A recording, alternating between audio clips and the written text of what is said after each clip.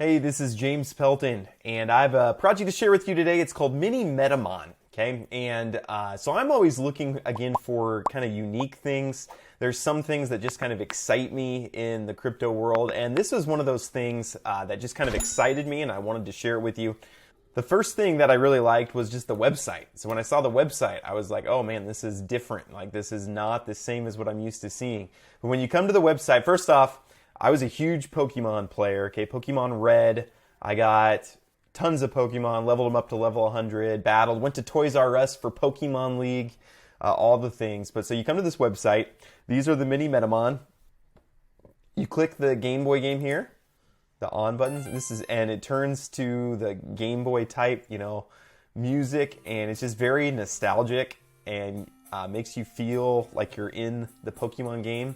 So that was the first thing that I noticed. So then I scheduled a AMA with Nick, and I am including the entire AMA. I tried to edit it a little bit, but Nick's just a really interesting guy, and we end up talking about philosophy. You'll laugh, you'll cry.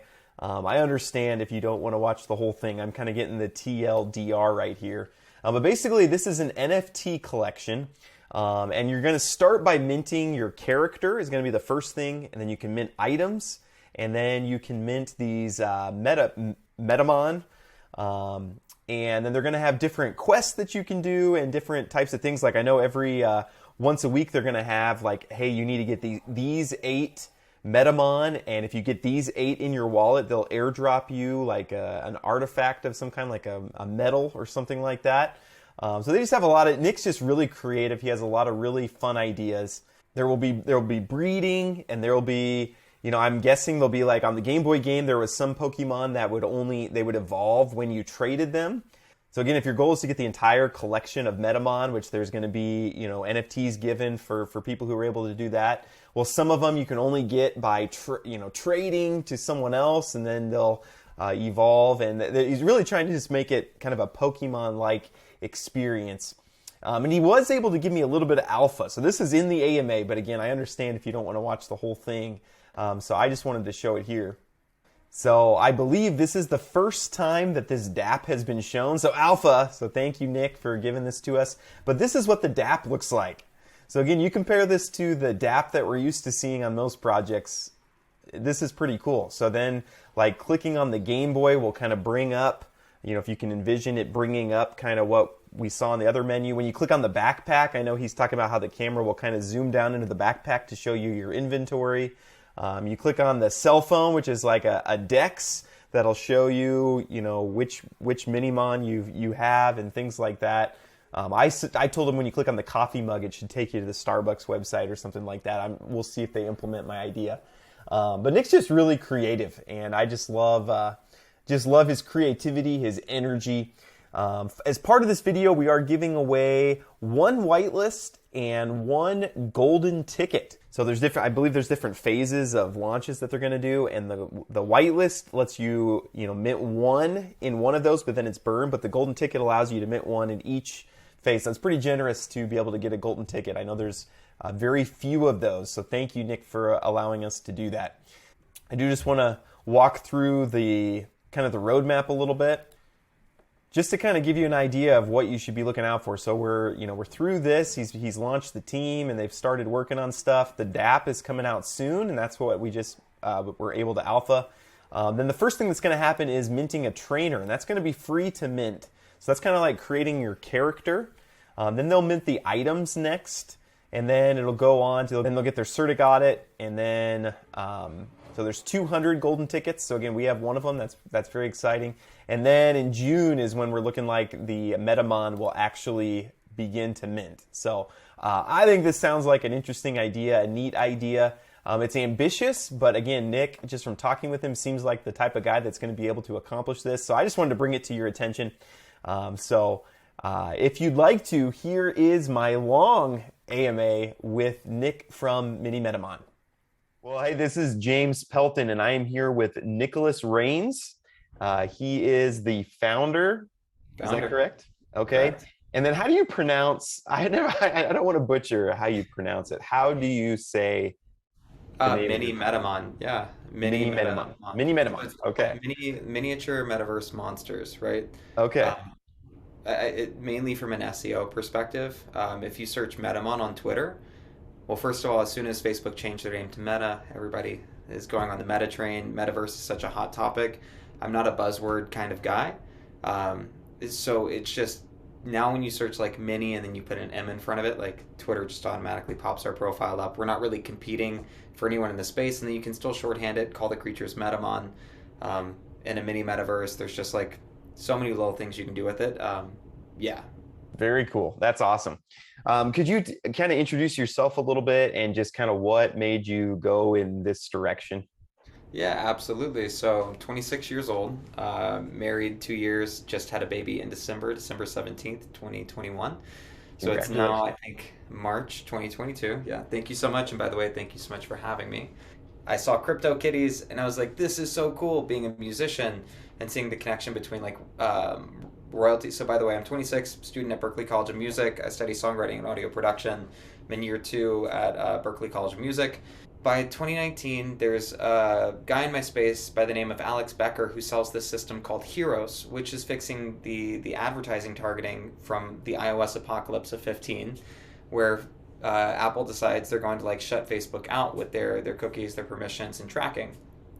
So I'm looking at these systems. I come across Alex Becker because the way Google works now, other things about Alex are popping up. I follow him on Twitter, and then it's just Moonriver, Solana, NFTs, Neo Tokyo, and I'm just like, this is crazy. This is great.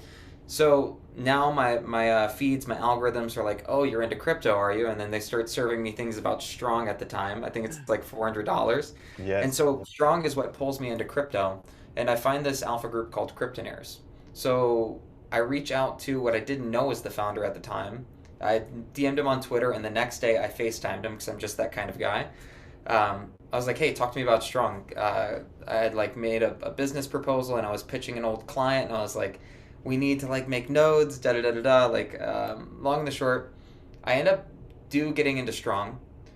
I get the initial investment at like I think it was 11,500 to make one node, so Strong sitting at like crazy prices, and then it dips to 900, and so then I have like a $3,000 flux where I start investing in. Well, I look at Olympus DAO and I'm reading through the white papers, learning game theory. Then I get into Wonderland Time and I put my money there just to stay off the Ethereum network because I'm a little fish at this time, you know.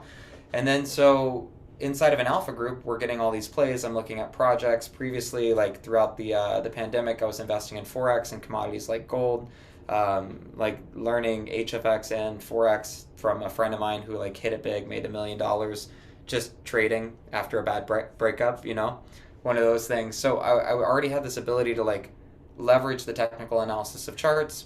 Then I was inside of an alpha group, and they were like, "Hey, we're looking for somebody to do TA." So I became not like a mod, but I just started looking at more projects than you normally would be if you're initially in crypto.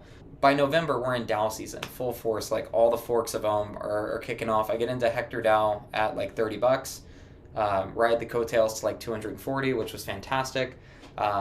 Nobody sees the end of DAO season come crashing down, but this little player called Ring Financial brings the birth of Node season, and Lord Almighty, it's the end all be all, and we're all going to be rich by January. Like I'm going to have $240,000 that I'm pulling out and marking it on my calendar, and I'm making my father-in-law node. And because the DAO forks were so successful, then Mystic and Katana must be fantastic too.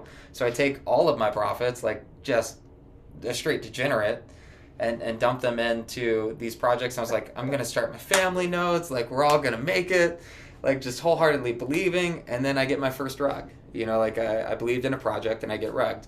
And then in the same day, I get rugged twice. And then there's a vulnerability in Ring. And then there's a vulnerability in the Phantom Wolf game that I'm in where my sheep were making money. And I was like, nobody's doing due diligence. Like not the project creators, not like nobody's operating with integrity in this space. And we're all just a bunch of degenerates just trying to make a quick flip, looking for money quick.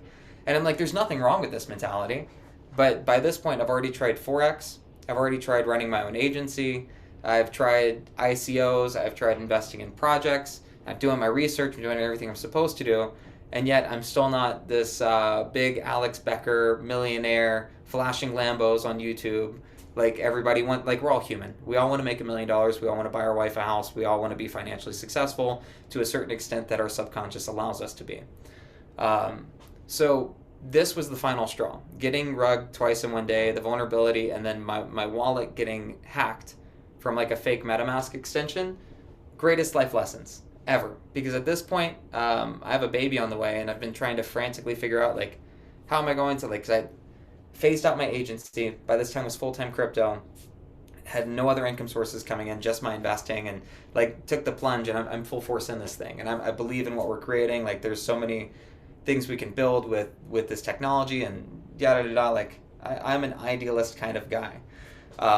There's a beautiful naivete there, but like at the same time, it's not good when you're hoping for the best in every project that you're encountering, right? Because so the mindset that I walked away from in December was, why am I investing in everyone else's projects? Like, and so I had the idea like on a Discord call one day with a buddy, and it started out as a joke. I was like, because all you see in NFTs right now are these 10K degenerative collections. The only utility is a PFP. Maybe there's a celebrity who owns one. But hey, you know what? We all have so much money in this space. This is like my Lambo. Let me flex on Twitter that I can afford this and you can't. And that's utility. That's cute, but that's not real long-standing utility that actually like forms a business or any like long-standing financial success. So, moral of the story, I read a bunch of books as a freelance entrepreneur, bullet journal, Jen Sincero's You're a Badass Making Money at the time, and that book was teaching me that like I love money because I love myself. And growing up in a family of 5 where you watched your parents have bankruptcy, you share a room with your brother until you're 18 years old, you know, bunk beds, then the separate beds on the edge of the room, and you watch your parents get good jobs but still live paycheck to paycheck because they don't know how to manage finances. I grew up with like a relationship with money that subconsciously, if I made money, if I made enough, it would alter the relationship with my family. I wouldn't be treated the same. I'd be an outcast. And therefore, most of the great opportunities in my life, they were overrun by fear and me getting in my own way. But there was something about this timing with the rugging and then me having my son to where the desire to provide for family and make a life for my wife and be man and provider outweighed the fear that I had of the insecurities around money. And then I was also kind of like working through that. So then this belief came to me where you actually need money. Everybody out here, like for different purposes, it's the intention you place behind things, just like the intention you place in your day, right? So to create a project like this, the idea is great, but the idea can only stay an idea. You can't have 45 employees on a $3,000 budget and create the type of art that we're creating and do the type of things and make the kind of things that only you can make, because each one of us were placed here for a very fragile and specific reason, right? Our connections, all the things that happen to us, they make us very unique individuals and beings, and at our core, it's our job to get out of our own way and allow that to flourish outside of the insecurities to bring to life something that only each individual can bring. So for me, thinking about all these things, or not even thinking about these things at the time, I grew up playing Pokemon. Pokemon Blue, actually. Like, I was born in 95. By 98, I had a Game Boy that my mom had, like, the Super Mario Brothers Deluxe copy in.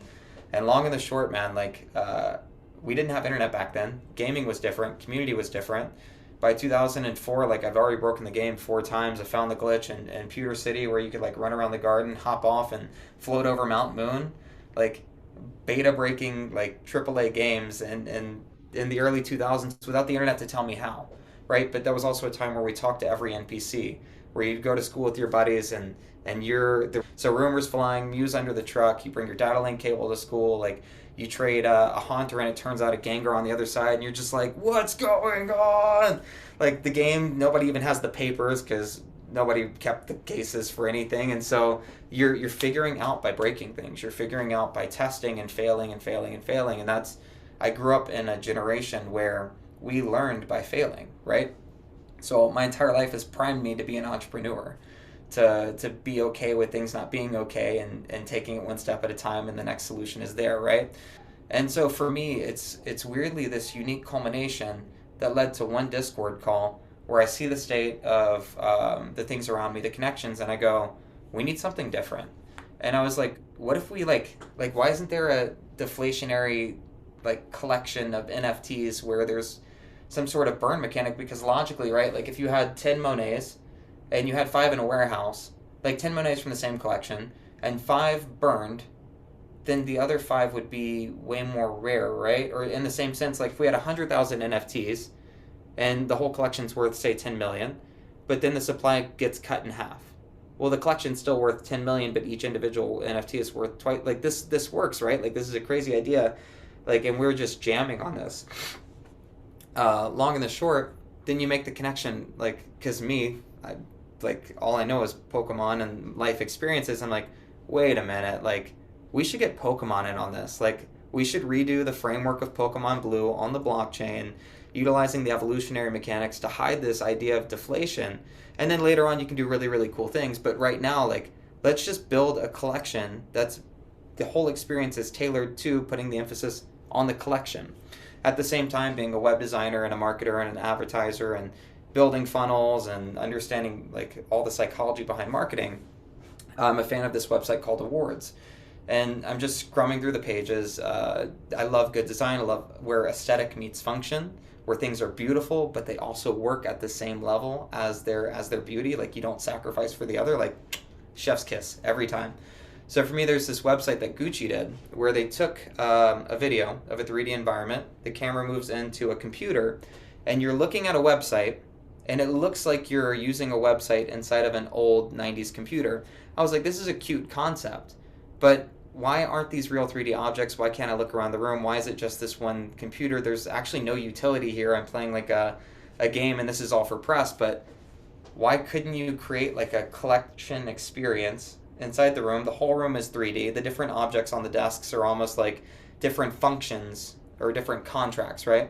So like the Game Boy allows you to mint. It represents like pixel. And then you can tell the story visually over the course of like 1995 to 2022 of how far we've come in gaming. Use the NFT to represent like the conduit that allows the art to go from pixel to 3D, hyper-realistic 3D.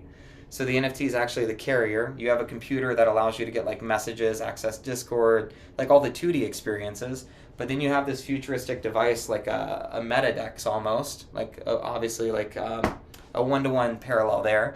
But the Metadex stores the Metamon collection. There's a backpack sitting on a chair, and the backpack is rigged to open, which just makes the mouth, like the lip of the backpack opens.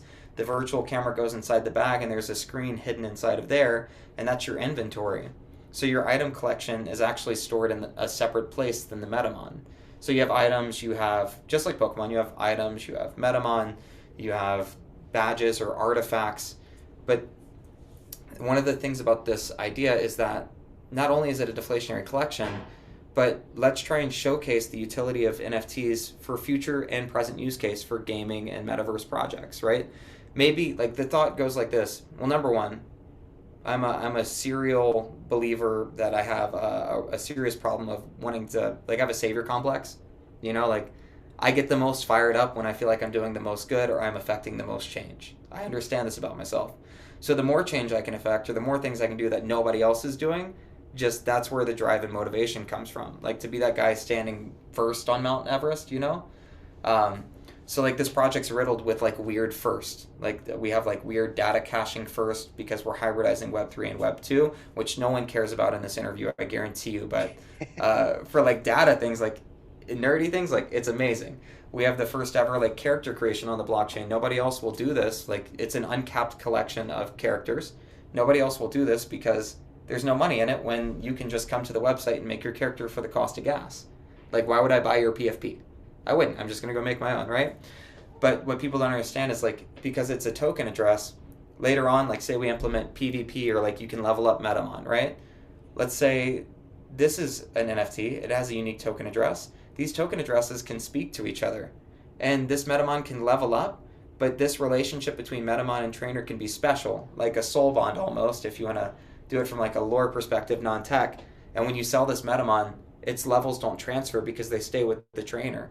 Because the levels of the Metamon are associated with that useless PFP that had no utility, right? Yeah. I feel like a lot of people look at the cash value of things, but they don't look at the long-standing value or the user experience, where the same PFP each week in the minting phase, we'll get into this probably a little bit, but you can take the IPFS data or the image of the profile picture and bring you into the experience.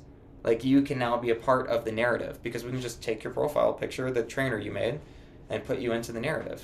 We can create like a whole experience. Like we'll get into it a bit, but like first ever character creation, I hired a Grammy Award winning audio studio. Being a musician, I could compose. That's the other part of knowing what you should do and what you shouldn't do, or what you just because you can do something doesn't mean you should. Um, but yeah, they just got off Overwatch 2. They do Blizzard. They do Disney. And like when you're in the hyper realistic D app, you're listening to music, modern, like no limitations.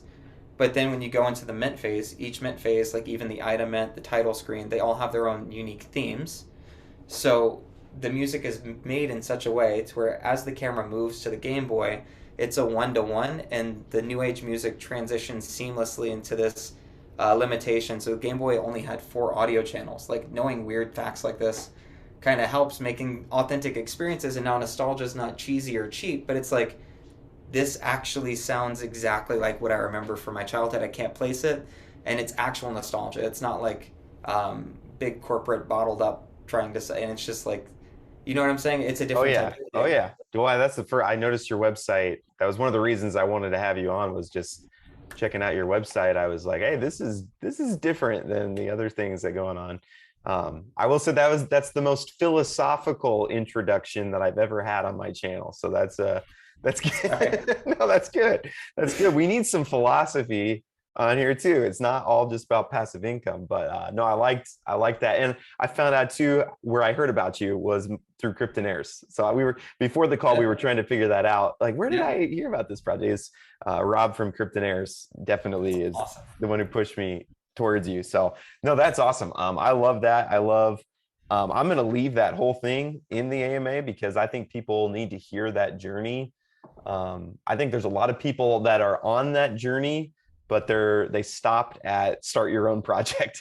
So they Yeah. went through all the rug pulls and all that, but then now they're just kind of stuck and don't know what to do. And I have a similar mindset, but it's like, well, if everybody else is gonna just lose me money, I'm gonna start my own project that's Hmm. just gonna be done right. So, and I appreciate you. Usually the next thing I would ask about is like, how come you won't show your face, and how come you won't give your name, and like you're telling us, oh, I just had a baby, and Yeah. things like that. So no, I really appreciate the openness. I think that shows a lot of confidence in what you're doing and a lot of good intention, and things like that. So after listening to you, I'm more excited than I was before. Well, um, a hopefully, like question. that's what like you got to show Web3 like all right. So operating in the light, right? Like living above reproach or beyond reproach. Like the way that a founder should live shouldn't give any doubt into their investor's mind. You know what I mean? Like I wouldn't go to an investor and be like, you know what? Like I have this shady business over here where I only deal in cash that I can't tell you about, but I will gladly take your $60,000 and I have no documentation to prove how I'm going to pay you back. You know, so I feel like how do I put this? Like we're investing in projects and found like anybody can build a website, anybody can build a white paper.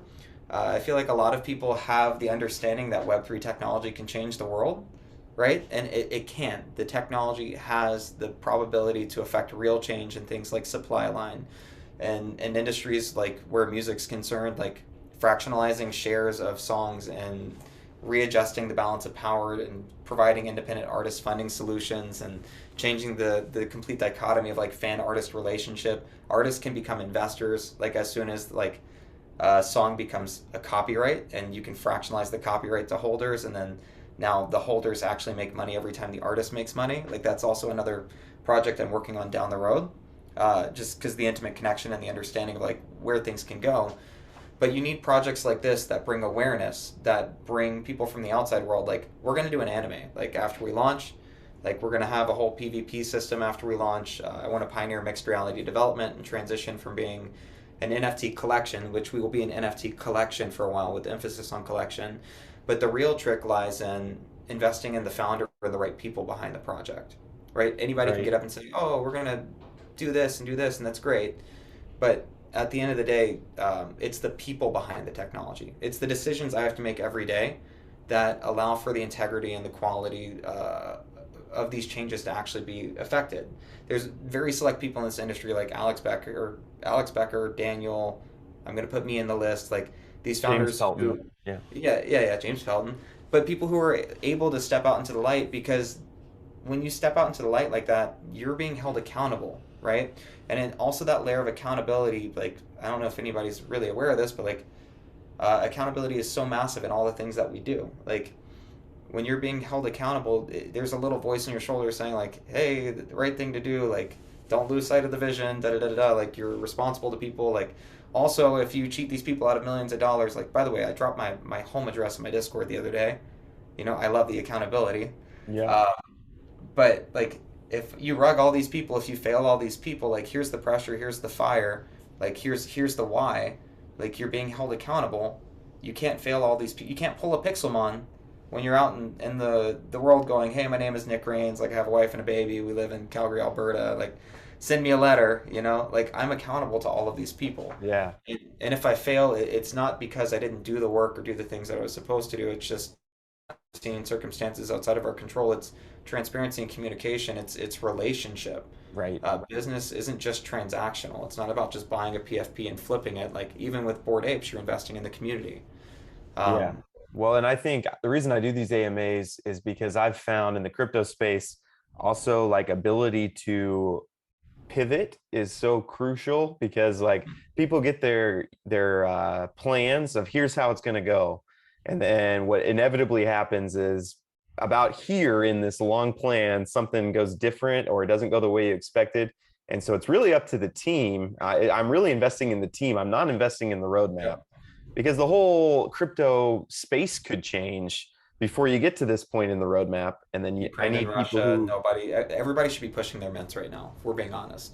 If I yeah. were a founder and I had a launch this month or 14 days ago, I'd be like, hey guys, I value our collection and the 6 months of work that we've put into this. I think we should hold off a month or two. But I think people are creating projects now, and when we're feeling it, they're cash grabs. It's a gold rush mentality. And so at the core of this project is that premise that if I can get the right eyes on the project and I can create something of integrity and quality and show somebody something different, like it's hard for an industry to change when nobody's willing to take that step or to be a model. And there's actually, like, after partnering with Polygon, like I've become more aware. Like they'll send me projects now and I'm like, how has this never been on my radar? Like why and I'm not going to drop projects names, but like in all of our alpha groups the only thing I'm hearing about are degenerate plays, but like this is really really cool, like fractionalizing an anime, like what is the art's amazing, like what is this, you know, like I'm gonna start watching my likes now, you know, Yeah. yeah, like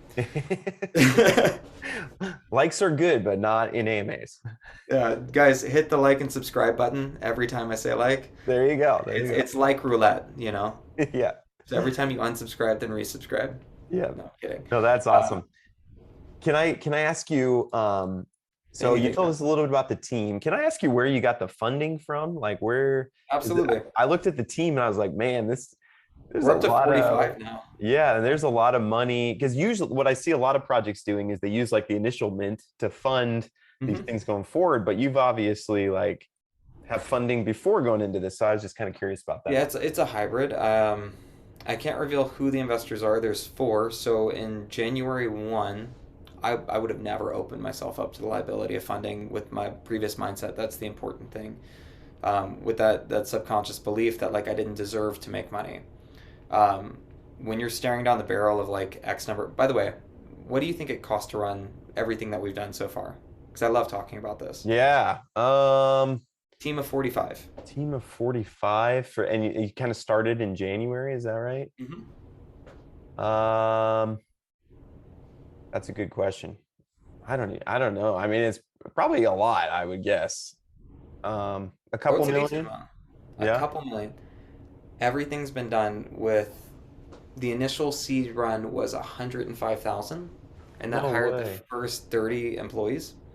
The difference is understanding, like, because I was an entrepreneur, I know the types of deals that I wish I had been cut on, especially where I'm part of the success of that. Like, I took a company from $20,000 and built a website, restructured the financials, cut out things that weren't necessary, and afterwards they were grossing 96,000 a month. You know how much I made after that? $500 a week. You know, like, not in passive income, like like working. Like I made 0% on that. Mm, So a big thing is 24% of like the entire project goes back to the people who helped me create it. It's like as an artist, understanding like one of the biggest joys is I've put over 10,000 hours into my craft. So these artists who we value their art, we say, as we steal Unity assets and make 70 million. If you truly value the people who are creating the project with you, then give them an equitable stake. I'm not giving away 24% of my company, but being creative and saying, here's a percentage of the mint. And then what that does is I pay my guys in such a way with a retainer that allows them to keep food on the table for their families and pay bills and keep the lights on to have a dedicated experience to work with me.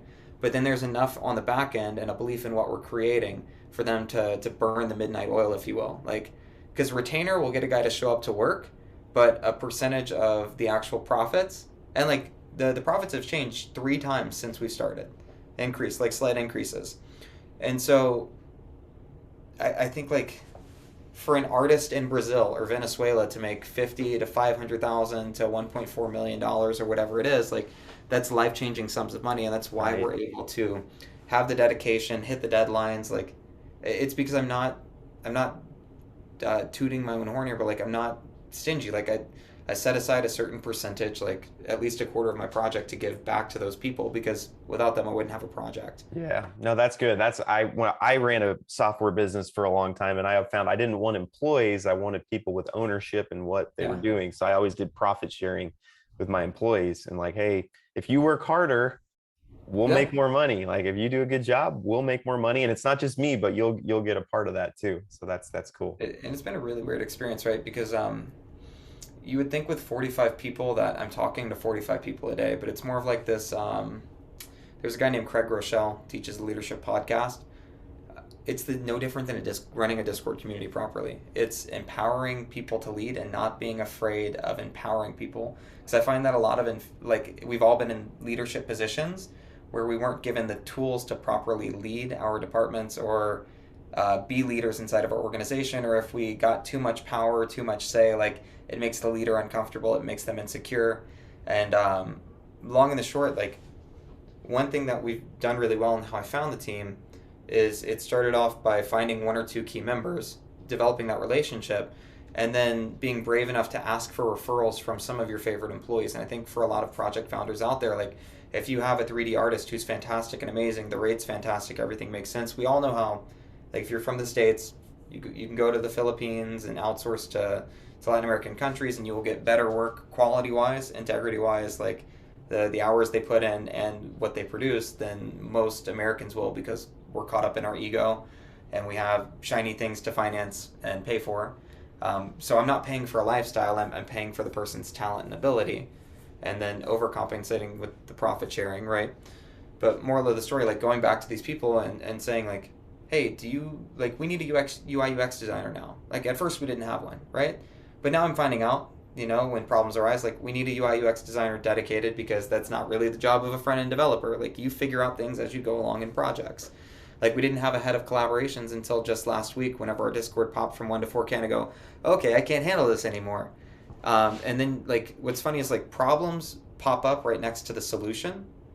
So for me, like reaching back out to employees, or not even employees, like just I don't own them, like I work with them. That's the mentality that I have. Like my wife was like, well, it's great when you love what you do and you have all these great people working for you. I was like, they don't work for me. Like we work together. Like Partners. Yeah. yeah, we're partners on the same thing. But I have a few key members. Like I probably communicate with like 12 people in a day, and they're now like leaders or heads of different department, like head of concept, head of 2D concepts, one pixel artist, one guy for 3D that heads up like 16 to 20 people, and then his assistant, and then front end, back end, front back end, PR and marketing, Discord, and now I have a team of 3 in Discord, and so now it's just a really effortless communication. And then what's really cool is with Web3 now, like the day starts at like 3 in the morning with the UI UX meeting in Brazil, which is like 7 for them. But at this unique time, like I can communicate with Italy and the UK, and then as the day progresses, like more people go to bed. Like I'll catch my employees twice, and in one of my days, I'll catch them in their afternoon, and at the very end of my day, as they're waking up for the morning. So like the way we have such good, like we can accomplish all this thing in like 3 months is just setting intention to goals, action items, right? So every morning that they wake up, I know how, like, when people are waking up to schedule the things. So that way, whenever I go to bed and I wake up, I'm catching up on them in like midday, and then I monitor the progress throughout the day, which is like midday for me. So it's almost like this, the time zone thing and the language barriers can be hard at first. Like, I hold many Discord screen share meetings using like DeepL translator, speaking like Portuguese and Spanish to get like complex concepts across. But I think where you were saying earlier, like a lot of founders start projects and they just stop. It's you got to be willing to put in the work too, you know? Because honestly, like Right. what we stand to gain from a project. Sorry, I get psyched talking about like the promise, but like I don't understand projects that rug. Like you ran off with like a cute down payment to what could have been your future. Because if you had just delivered the experience that the people wanted, like we implement a trading system, right? And let's say we make cents on every dollar of people trading Metamon. Well, what if we have 50,000 people making 10, 20 trades a day? And one trade is a dollar. Like, in a year, we're turning more than we ever would have made from minting. You know, let's say we create a PvP system, and this PvP system might be like League of Legends, and conceptually like not a rip of League of Legends, but like a game where it is based off technical skill, where the leveling matters. But you may have balance patches like Super Smash Brothers, where the the character that you had today may not be the best for this role anymore as the meta changes. So now you have an environment where people are making money off in esports, they're returning it back into the game to keep up with the meta. Then you implement some sort of breeding system where it's like Axie Infinity, and there are people making entire livelihoods, paying mortgages, breeding Metamon to fuel the meta changes. And then it's constantly, uh, like, it's not inflating, but because of the burn mechanic and the evolution, like, it's this beautiful ecosystem where, like, you have people creating lives, bringing new Metamon in, they're evolving, it's going down, and the meta's changing, and people are always needing newer, different Metamon like every 4 months or so. So the volume is always up, and it's just, if you do this for 5 years, man, like you have a, like something way bigger than just running off with people's money. But the real problem is we're in such a delicate stage with Web3 that this change that we all want to see, if projects continue to go at the pace that they're at, stealing from community, you can't just take $70 million out of an ecosystem and continue to do this and continue to rug people, because eventually people will stop investing and the money will dry up. And if the adoption isn't there, if people aren't investing in projects, then we never get to the actual phase where people start creating the solutions. So you need projects like Metamon. So even though I care about the artist, it's not the right timing yet, because you need projects like Metamon that change internally the way we think about Web3 and what we expect from projects, but then also have the ability to have this mass appeal that bring people in from the outside world into Web3, because they're seeing people making tens and hundreds of thousands of dollars either in the PvP or breeding or flipping, and or collections like BAYC do an amazing job at this, bringing people like Jimmy Fallon from the real world into the metaverse. And then you're getting this adoption. Once you have the adoption, because I think there's only like 300,000 OpenSea active wallets, like there's only 300,000 people out of all the planet like investing in NFTs hardcore. um, Random number, I heard it at a conference the other day. But I'm trying to get us to a place where you can run supply chains utilizing blockchain technology, where you can do the music side of things, where you can affect real change, where you have music labels like liquidating their portfolio of artists, and like where an independent artist living in his mom's basement can actually generate like $40,000 selling 5,000 shares of his first single to like 4,000 of his Instagram followers, you know? Yeah. Like, Yeah. Oh, cool. No, that's a lot to think about. So I can tell you're an artist, and I'm an engineer, and so I'm like one thing at a time. And I can tell you're an artist, and you have all these everything, ideas. yeah. And we need your type of people creating these projects, because Absolutely. just the And we sky's need the your limit. type of people, man. Like, because Yeah. that's the thing is, this is like, this is my day, right? This is my day tomorrow, but this is my day today. Like, it's effectively channeling the creativity into, yes, it's ADHD is what it is. And you could have negative connotations around it, or it could Yeah. actually be a superhuman ability to take 200 things at once and be able to break them down, and Right. like I can conceptualize like multiple things at once, but that's a mental disability, I guess, in today's framework of Yeah. No, society. because I get overwhelmed and stressed, and so like I can only think about one thing at a time, and so For sure. I'm envious of people who are able to juggle a lot of things. And But honestly, it's not really that. It's because right now, like the way I go about my day, it's all task oriented. Because I get overwhelmed as well, so I have to think. Like right now, I can only do Metamon. I'm rocking. Like I left. I didn't leave college. I'm on hiatus. I may go back in the fall, like August of next year, September of next or this year, or whatever. probably But not. I wasn't able to be successful at what I'm doing, and because I was the type of guy who's a jack of all trades. So I have like the advertising agency, then I'm trying to do my music, and I'm working on an album, and I'm getting married, or I'm courting this girl, and trying to have a baby, and then I'm trying to start this blog, and I'm trying to do all these things at once. But it wasn't until I went, this isn't working, and I cut everything out, and like now people ask me about projects, and I'm like, I have no idea what you're talking about because all I see is Metamon. Like, and in this world, like what I didn't realize was focusing on one thing. I thought it would be mundane and monotonous, but there's like so many. And what's crazy is it's almost like music in the same way where like this reference may not land on everybody, but like I'm a songwriter, so I hear the guitar and the voice all day long. Like I hear it, like it's ingrained in me, like it's a voice in my head.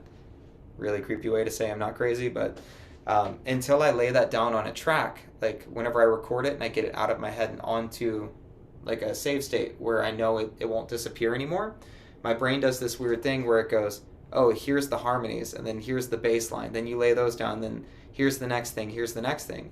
And business is actually the exact same way. So today, I have little challenges to face. It's like climbing a mountain, right? When you look at the whole mountain, it's overwhelming. You're going, yeah, maybe I should train for 3 weeks, and like then we convince ourselves not to climb it. But in reality, all you have to do is take one step toward it each day. Like take one step and just commit to taking one step, and then the next thing you know, you're on the mountain, and you're like, well, it looked like this when I was looking at it, but now that I'm on the mountain, the gradient's actually like this, and it's just a gentle walk, and all I have to do is just keep putting one foot in front of, like, I have to keep committing to walking to Right. the summit. Yeah, no, totally. So, So back to the game. yeah, Can you just talk about you mentioned no, that's great stuff though.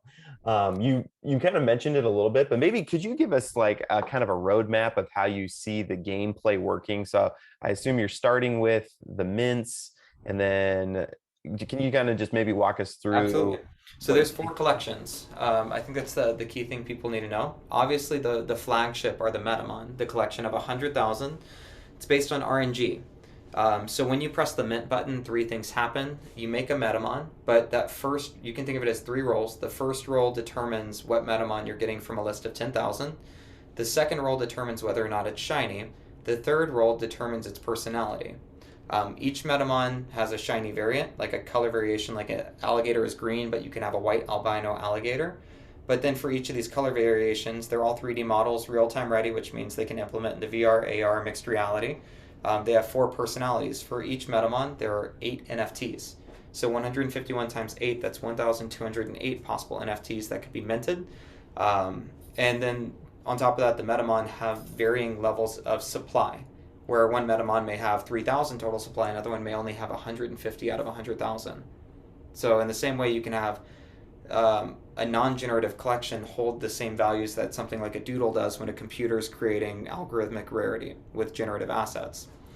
Take this and flip it on its head. We have another collection that's generative trainers, where you log into the website for the first time and you make your likeness. You create an avatar. You choose male, female. The idea is the same as giving the computer the assets and having it create a collection. But what we're doing is having all the assets, giving it to the community, and say, here, create your avatar, right? Just like an RPG. Male, Hmm. female, hair color, hairstyle, skin tone, eye color, outfit changes. I think there's 11 outfits, like seven hairstyles, like um, I get into it, but there's a ridiculous number of possibilities and combinations.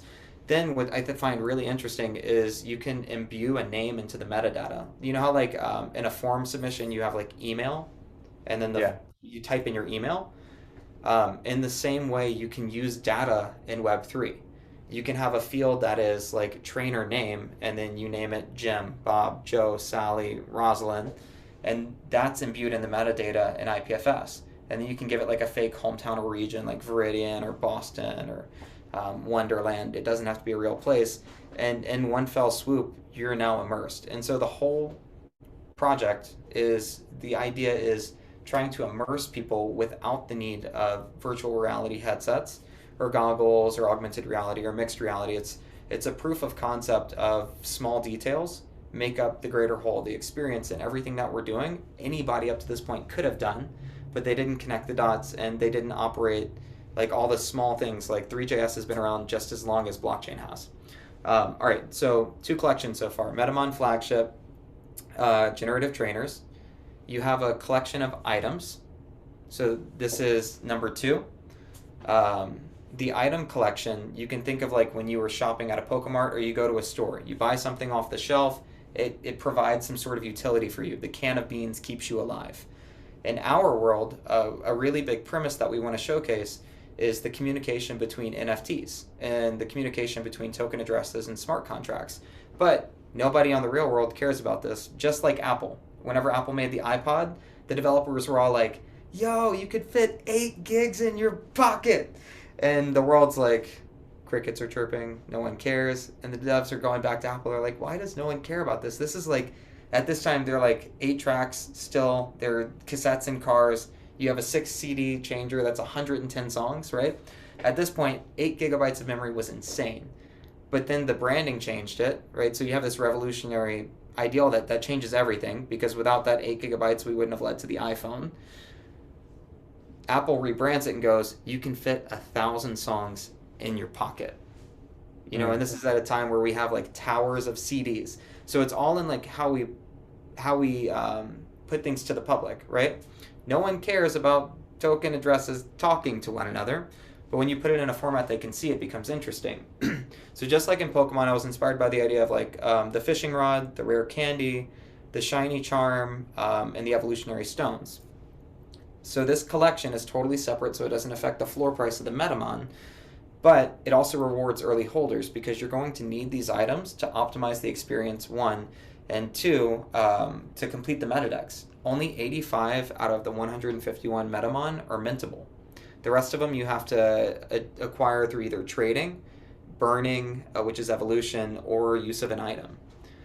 So there are 7 items, whereas the Metamon contract, it's like this big question mark. It's almost like a gumball machine. You turn the knob, you don't know what you're getting out. The item is the complete antithesis, the opposite. The item mint is, here are 7 items. You can only mint a set number of each, right? So wallet limits apply. Here's the price, and you know, gear up for your adventure however you see fit. Like if you want to go through a Viridian Forest with no Pokeballs and you know, you run into a Pikachu or a rare Pokemon and you don't have a Pokeball, that's on you. Like you chose to play the experience this way. So it's less of a game that we're building, and it's not a P2E, and it's more a dedicated D-app experience that's hyper-realistic, that immerses the user at first. Then what you transition to in future plans is transitioning into like pioneering mixed reality development and PvP in that space, and we can get into that in 1 second, but let's hone in on the collections. You have a collection of all of our whitelist spots or NFTs. So like over here is like the whitelist collection with golden tickets and silver tickets. There's 200 gold tickets, there's 5,000 silver tickets. By the end of the experience, there will be only 200 gold tickets. All the silver tickets go away. The way we think about utility, the burn mechanic is a very interesting utility because you can trigger things with it. So all the whitelist spots, they allow you to mint 1 Metamon in any of the 10 phases. So the Metamon mint, like say we mint on June 3rd, which is a Friday, it'll be 10 consecutive weeks of Metamon minting and this marketing event that we're calling like the Summer of Metamon. So like week 1 starts on June 3rd, and regardless of what happens next Friday, it goes at a week. And with the support of Polygon and all of our partners, there's no way we're not selling out of 10,000 NFTs in a week, you know? Yeah, for sure. Sorry, keep going. The whitelist allows you to mint 1. Your choice. You can use it in any face. It's like clipping a coupon at a store, right? It's a silver ticket NFT, but here's the catch. When you use it, it burns. So that's how like you can guarantee you can only use it once because the NFT destroys itself. Its utility is to allow you access to the whitelist minting phase, which is a day before community. So like let's just say we do community mint on Friday. Thursday is the whitelist phase. Friday is the community phase. Saturday is the public phase. It's 3 days of minting in a week. So what we mean by this is we give people a 24-hour window to mint their whitelist NFT. Then the next day, you have to have a generative trainer. You have to mint from the website. I can't get into the securities of why that is, but you can't mint from the contracts. Bots can't mint from the contracts. And you have to connect your Discord. You have to connect your MetaMask to the Discord and verify that you have a collector's role, sort of like a collab bot. So we're guaranteeing that on Community Mint Day, only collectors, people who are actually hardcore about this experience inside of our Discord, are going to be able to mint Metamon. And then you know what, if there's any left after that, like if we don't sell out in 5 minutes, then on Saturday we open up to the public, we remove whatever limitation we're using on the website that stops the contract from being mintable.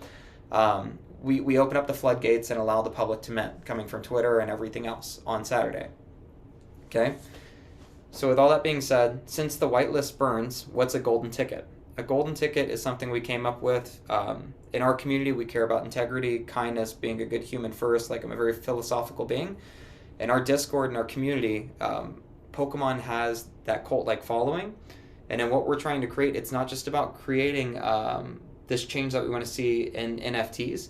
It's about creating the change that we want to see in the world too. Because over the course of my 25 years of gaming, I watched it go from me physically with my buddies, trading data link cables, cards, to in front of a CRT TV with 4 controllers and we're sitting side by side sharing corners of the screen, to 2005, now I'm teabagging on my friend's face alone in the living room, like instead of at my friend's house on a Friday. First time like community got disconnected and was digital. Then like by 2011, we're so desperate and starved for human interaction, we're watching people on Twitch game, right? Just so we can feel like we're a part of the interaction again. And now today we have this really unique tool called Discord that's completely changed the way that we're doing business. Like we're a business, like no ifs, ands, or buts about it. What other business do you know like runs off of an app on your computer? Like the entire framework, like if we didn't have Discord, we wouldn't mint out of our collection. It's just that way now. Like Web3 has opened up this new idea of what community is and what it can be. So inside of our Discord, those gold tickets get airdropped just at random to people who display like culture in our server, right? Like you're helpful, you're kind, you welcome new members, and we've really created this awesome environment.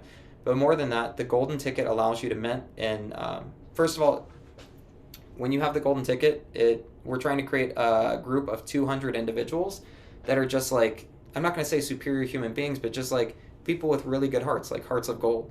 You know, like people that you want to communicate with, people who care about their fellow man. Like they're not just coming in and going like when mint, when whitelist, like they care about, like weirdly enough, sometimes people care about other people. And like you love to see it and you reward it. So I think creating a group of people like that, that's going to be interesting to see what that means for the future. Number 2, other people see the golden ticket in the name and they're like, I want that, and then they start replicating the actions of the golden ticket holders. But more than that, the golden ticket is also a fiscal reward. So the golden ticket is like a super whitelist, and it allows you to mint in all 10 of the Metamon mint phases, and it doesn't burn. What we actually do is the golden ticket is hiding a piece of concept art. So all the art from our entire collection, whether it's pixel, 2D, 3D, came from one piece of concept art from our 2D concept artist.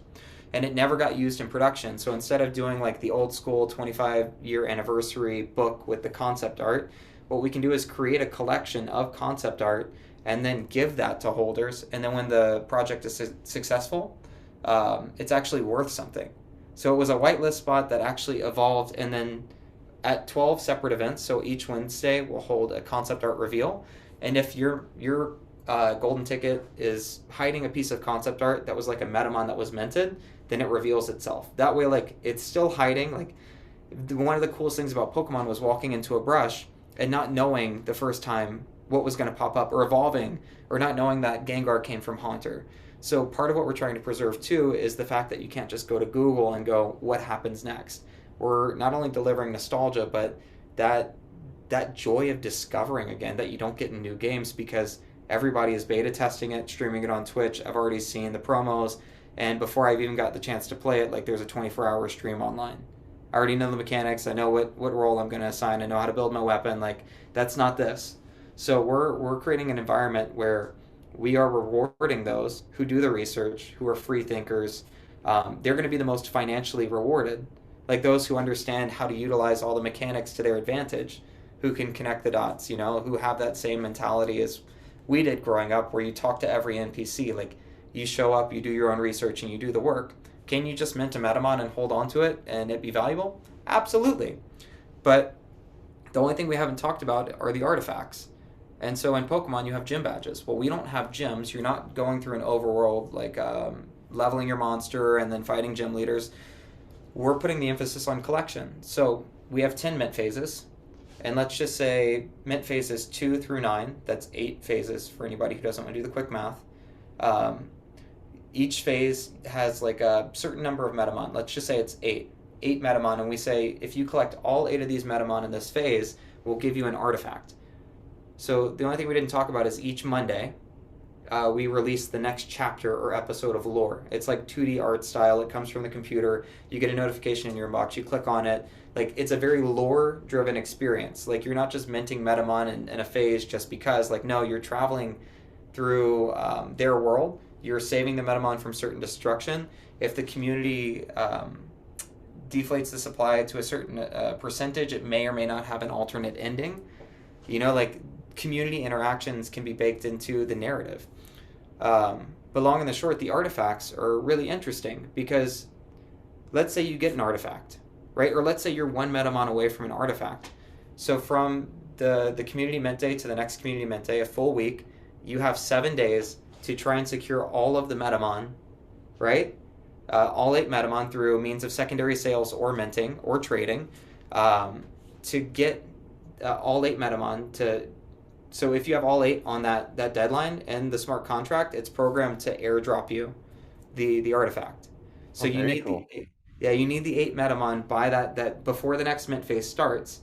You need to hold them in your wallet, and this we went through so many different iterations of this because very easily, if it was a claim function, you could like claim it, then trade them to the next wallet, and then claim, and then trade and claim.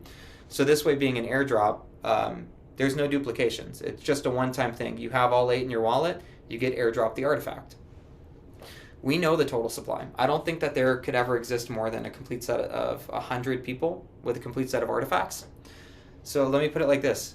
There's going to be a unique opportunity for flippers who accidentally mint a rare Metamon to sell their Metamon to the person trying to collect the artifact who's willing to pay just about anything because they know the future potential. Because here's the gimmick.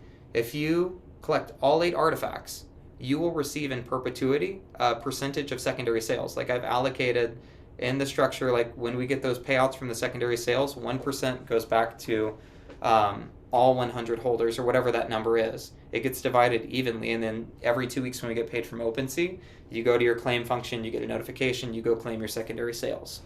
Very cool. No, that's awesome. I guess what would be the next date that, like, if people are watching this and like, hey, I want to get involved, I would tell them, well, go follow you on Twitter, go hop in your Discord. What would be like the next date they should be kind of watching for? Yeah, the next date you should look for is May 15th, I think. We're still ironing out that date. Okay.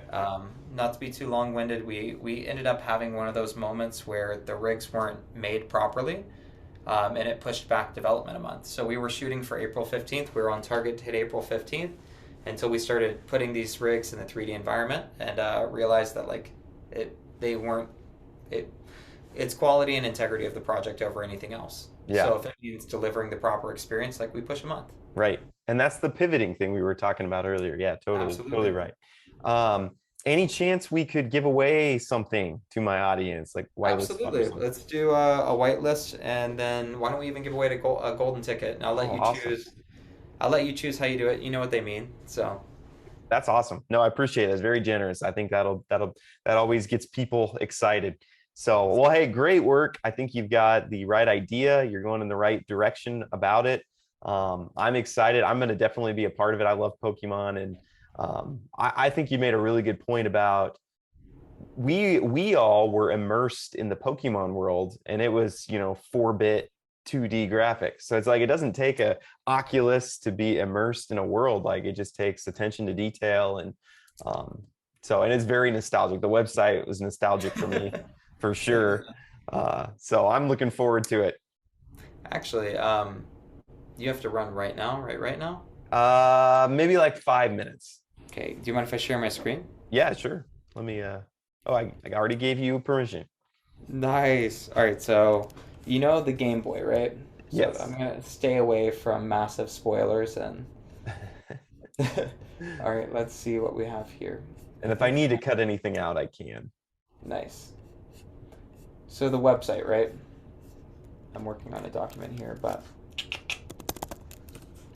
this Game Boy, to put it in perspective, right? Fantastic, fun little thing. Yeah. There may or may not be a cheat code on the Game Oh, Boy that does something special. Um, but to put everything in perspective, like what we're building in the D app, today we hit 500 followers on, or 500 retweets. So maybe it'd be even cool if we could link people to this video, and this will be where we reveal the D app. So I'll just point everybody to this video when it launches. And yeah, so we design the screens in this sort of way. This is not meant for like marketing purposes, but they're just flat orthographic screens for us to be able to design. And really, when you're minting on the Game Boy, you're minting through pixel art like this that's animated. mm-hmm. But I'm trying to find the big picture here. And it might actually be in my drive and my documents. Please do not judge me. I haven't organized this yet. No, that's fine. Where this is the Game Boy asset, right? Yeah. That's what I was looking for instead of going to the website. Here's a sneak peek of the Game Boy on the desk just in relation to size. Whereas the size of it here is quite massive, this is the size of it in relation to all the other objects inside the room that we're building to give you a Oh, sense of cool. scale. And then when we're talking about the 3D environment, let's go ahead and make this full screen. This is the current standing of what this is the actual website. Like this is a website that you go to. There's no scrolling like each object. This is the artifact case. So your artifact NFTs, as you get them awarded, it's like a ritual or procession. The box opens, you hover over. If it's a little leaf, like the leaf floats up and animates. Your Metamon are stored here, and this doesn't come online until the Metamon mint. So like the site's functional, but it's still missing pieces until the whole experience comes together. This is the Game Boy on the desk. So you're minting from the Game Boy. We are able to do like overlays of screens. Initially, you'll interact with the item the most. So what you're looking at is the view from a camera. So the camera can actually like zoom in and move and fly about the room as cameras do. So the backpack opens. As the backpack is opening, the camera's like sliding in. It's almost like not a cutscene, but a pre-programmed move of the camera into the backpack, and then it's pitch black and you see a black screen, which is now the item inventory, like in a video game where you store all your items and you click on, say, like the totem, or you could click on any one given item, and that item will show you all the Metamon that it's able to interact with. But if you haven't discovered any Metamon, it's like popping up question marks until you discover it. But yeah, so you're minting here. This big white spot is a map on the wall. So in the 10-phase Metamon mint, each phase, as you're going through, the clouds recede, showing you just where you are. So if you're going through the jungle, you can see the jungle and the rest of the map is hidden by clouds. It shows you the macro perspective of the world, whereas the Game Boy is giving you like a first-person view inside of the world. Then you pull the Metamon out, and right here we call it our Metamon spawn point. So once you receive a Metamon NFT, you get the art and all that, but you can always come to the 3D app and render your Metamon in 3D and turn them around and see the 3D models and interact with them that way. And then a big thing that we're moving towards is you'll notice the Metadex looks like some futuristic device that we may or may not all have in our pockets, regardless if it's a fruit or a robot. And I think it's crucial because we're talking about immersion, and this site doesn't have a mobile version. You can mint from the mobile versions, but in reality, as a kid, I always wanted a Pokedex in my pocket, right? My parents could never afford one, but today we all have a Metadex in our pocket. So if I take the same design from this screen right here, and we curate a mobile app, that's pretty much the same experience where you can view your collection, your NFTs, connect to just natively, right? And then it can go to OpenSea, you can make your trades. Eventually, this is the same mobile app on iOS and Android where you make your team of 6. Just to hit on the future really quick, I'm really interested in mixed reality development and connection to biohacking. So you level in Pokemon by way of battling and gaining experience. But what if in Metamon you had a connection between generative trainer PFP and the Metamon? Whereas like me, the human being, if I walk 20,000 steps, that's the metric that hatches the egg NFT. Or if I have a team of 6, which I love this premise, me working out, the amount of calories I burn in the day is the actual mechanic that grants experience to the team inside the Metadex. Just how like your teams gain experience after you win a battle. But what if you take it a step further and say actions like weightlifting increase very minutely, like strength, and workouts like biking or like cycling and running boost like agility stats, and rock climbing maybe boost some stat called dexterity. And then when you put all this together in the PvP system, just like League of Legends, it doesn't really matter. You have to be technically skilled. You have to be good at the game. So the levels come into play and in effect maybe moves you can learn, but at the end of the day, they may boost certain like speed stats very minutely. It doesn't give you too much of a competitive edge, but it's still based on like the technical ability to play, which makes for a very unique system where we can both have the same dex number 001, but they could just be slightly different with the move sets that we choose to imbue them with and the way that they've been leveled based on our own personal workout styles and habits and our own lifestyles. Sorry, I was muted there. Yeah, no, that's very cool. So, what happens when you click the cup of coffee? I think you drink it. No, Taking to Starbucks or something. no. Funny story though. My the 3D team that I have, we have 2 guys on this scene and a team of 20 doing the Metamon. They're separated. This is more technical 3D. The cup of coffee is actually modeled by one guy. I almost doxed him. They're anonymous. But long and the short, he has an espresso machine and he lives in Italy. And he took a picture of a coffee he made. And so the actual coffee in this 3D scene, his buddy took it and he used a process called programometry. I'm probably saying that way wildly wrong. But like the latte art that you're looking at is actually a picture of the coffee he made that morning when he was modeling the scene. Oh, very cool.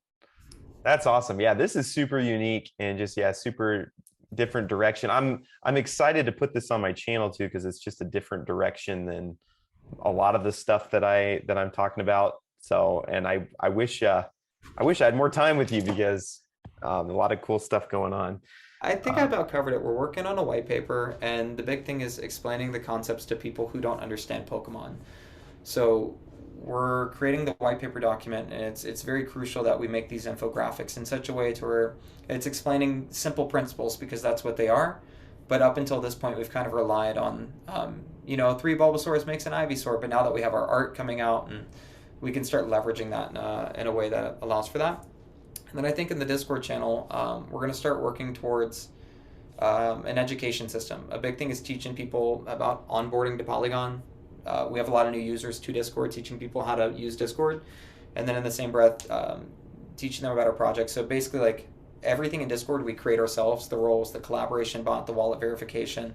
So we're creating a system to where, like, are you new to Discord? Yes, no. If you are, then like all the channels go away except community chat, and you get like a Discord education series. And then it's like, have you ever minted on Polygon before? Do you have a MetaMask? How new are you to blockchain? And then really it's our duty and responsibility that like we're educating people about the network that they're minting on and the process, and everybody as prepared as possible because this project has so many moving parts.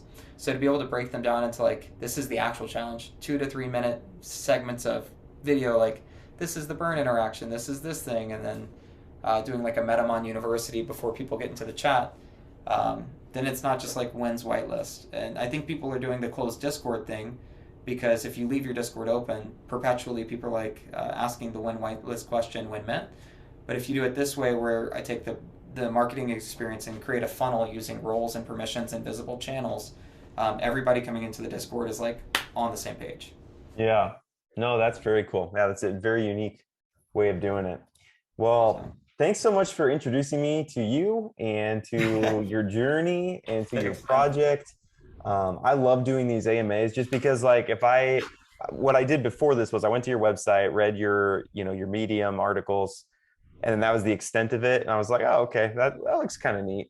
But then, when you talk with someone, especially someone who's passionate about their project, it just gives you like this whole different perspective on what's coming, what their plans are. And one thing too, I'll say about you is, so I talk with a lot of teams about a lot of projects, and a lot of times when they talk about what their vision is for the future, I get a sense that's good, but I don't think you're going to be able to accomplish that.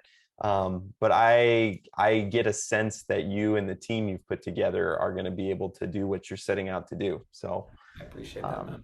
That's big. So hey, the power of doxing and trust and transparency, man. Yep, that's right. Yeah, and if you don't do it, we'll come find you or something. Like Here's something my like address, man. 615. No, I'm kidding. Not here, in Discord. Yes, that's right. Join the Discord.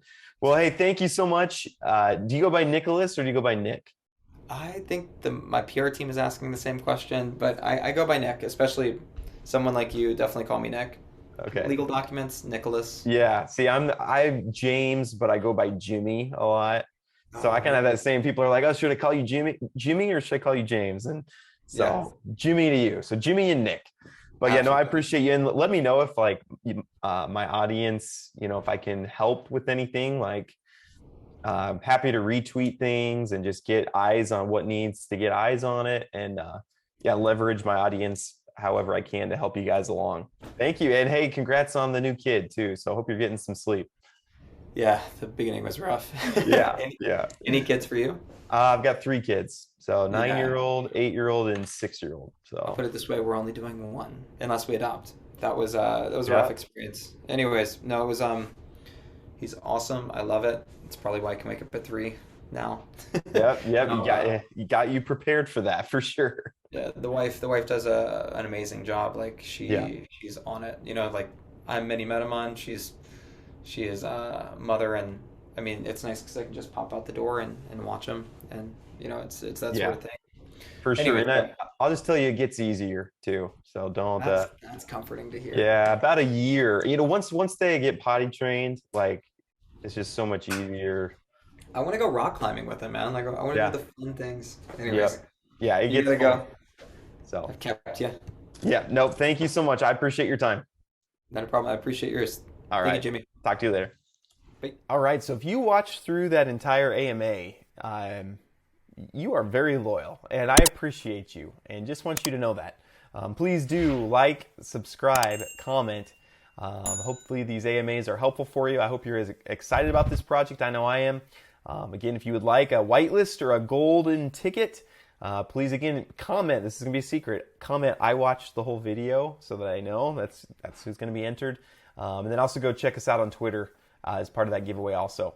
And yeah, keep your eyes open. Tomorrow I'm gonna have a video released. If I had $500, what would I do with it? So I'm gonna go backwards 2 months and then kind of see how $500 would do, and I'm going to list a few different projects and then projected for the next 2 months. So kind of the goal is, hey, if I had $500, what should I do with it? So yeah, look forward to that video. It should be coming out tomorrow. So again, I appreciate you guys watching, and have a good rest of your day.